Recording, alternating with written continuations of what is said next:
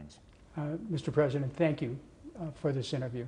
Thank you very much. Thank you. Thank you for coming to Syria.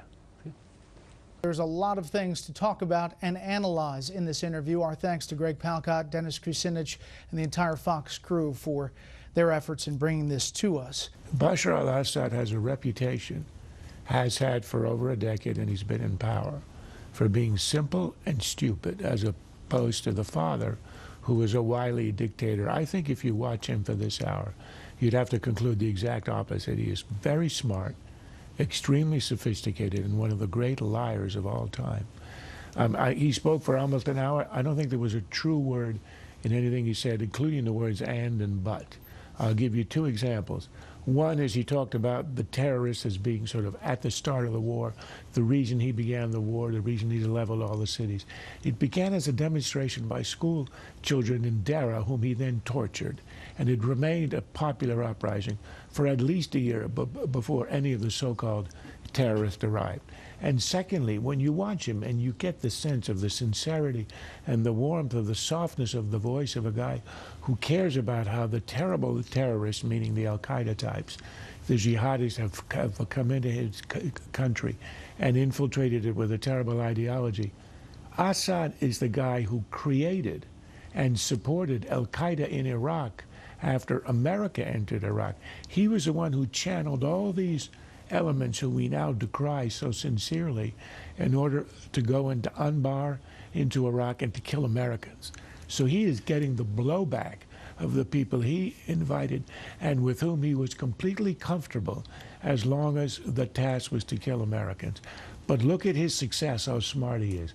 We are sitting with him for an hour, treating him like a great statesman, a month after he ordered an entirely criminal chemical weapons attack which killed 1,500 of his people, and he did it without any qualms whatsoever. I say he's a brilliant diplomat and a war criminal at the same time. It's inconceivable that anybody other than the regime used it. What that does, I think, is change the international dynamic. I think it changes international opinion on this issue. But I am also committed to saying, can we resolve this diplomatically? If it fails? And well, I'm not going to prejudge the situation.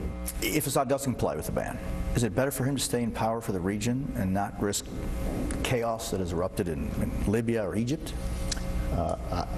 I don't think that anybody in the world community should accept the notion that somebody who kills tens of thousands of his own people, including children, women, defenseless civilians, is the preferable ruler of any country.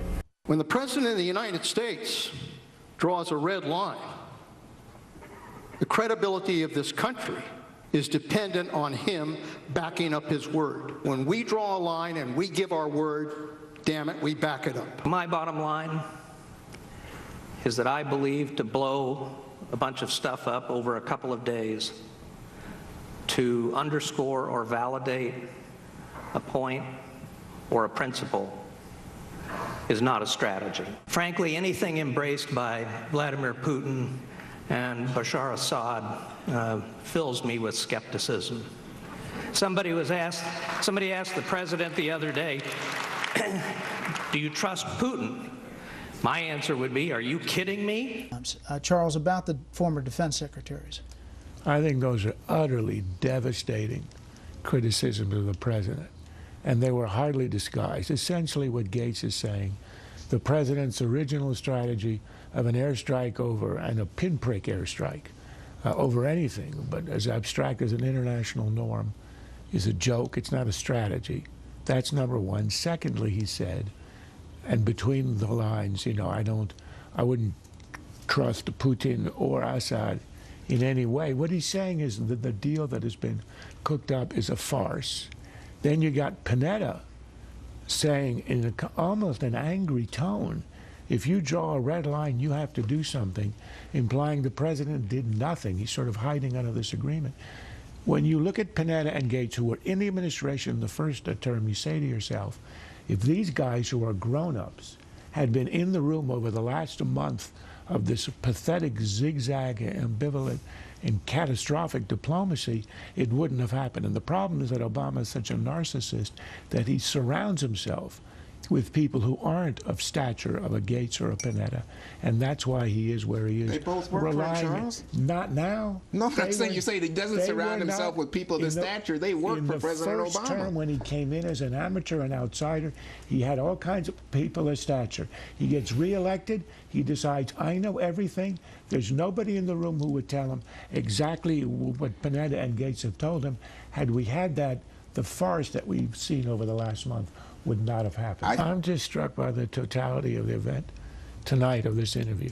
Here's a guy who a month ago committed what our Secretary of State has said is a moral atrocity and was a pariah in the world, and Russia, protecting it at the UN, was courting pariah status of its own. And now you've got this murderer whom we had tried to ostracize as speaking as a statesman in control, knowing that he's in control. He will remain in power, essentially recognized by the United States as a result, and this is a direct result of the diplomacy of this administration, which Obama, in the interview, smugly implies has succeeded because we ended up in the right place. I think that's delusional, to use a word that's been overused tonight.